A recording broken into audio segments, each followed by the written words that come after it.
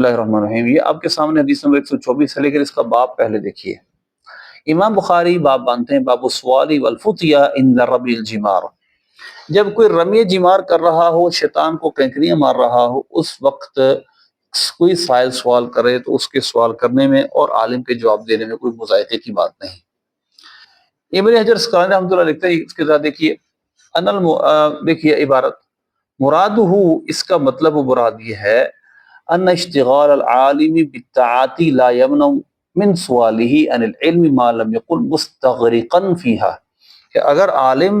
کسی طاعت میں کوئی نیک کام کر رہا ہے لیکن وہ نیک کام ایسا ہے جس میں وہ مستغرق نہیں ہے، ڈوبا ہوا نہیں ہے، بالکل مگر نہیں ہے،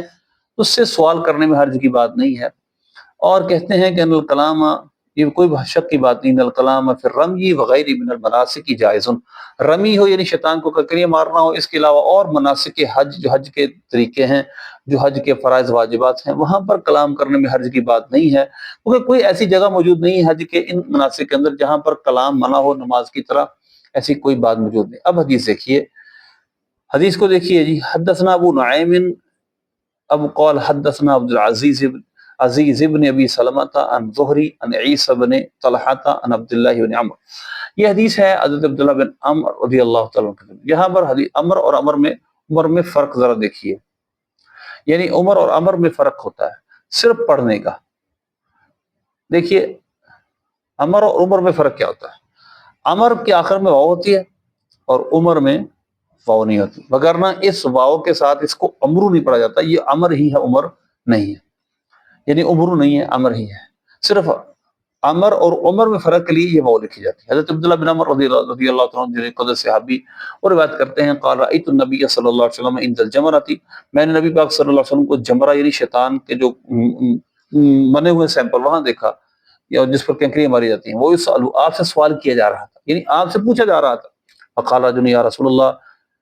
عرض کی یا رسول اللہ نحرت قبل ان ارمی، میں نے رمی سے پہلے ہی نہر کر لیا ہے۔ قال ارمی ولا حرج، فرمایا رمی کر لو، کوئی حرج کی بات نہیں۔ قال آخر ایک دوسرے کی یا رسول اللہ حلقت قبل ان انحر، میں نے نہر سے پہلے حلق کر لیا۔ فرمایا انحر ولا حرج، نہر کر لے، جانور ذبح کر لے، کوئی حرج کی بات۔ فما سئل عن شیء، جو بھی سوال آپ سے کیا گیا، قدیمہ ولا اخرہ، پہلے یا بعد میں، الا قال افعل ولا حرج، آپ نے جواب میں یہی ارشاد فرمایا کر لے، کوئی حرج کی بات نہیں۔ اب اس کے اندر فقہی مسائل کیا ہیں، یہ تو آپ کے سامنے دیکھیے پوری تفصیل ہے فقہی مسائل کی، لیکن اصل میں یہاں جو امام شافعی امام بخاری رحمۃ اللہ علیہ بیان کرنا چاہتے ہیں وہ یہ ہے کہ اگر کوئی عالم علم کے اندر وہ عبادت میں مشغول ہو، کسی طاعت مشغول ہو، اور وہ طاعت ایسی نہ ہو جس پہ کلام کرنا منع ہو، تو اس سے سوال کرنے اور اس کا جواب دینے میں کوئی حرج کی بات نہیں ہے۔ یہی یہاں پر مستفاد ہے، اس وجہ سے ہم اس سے زیادہ کلام نہیں کریں گے اس پہ۔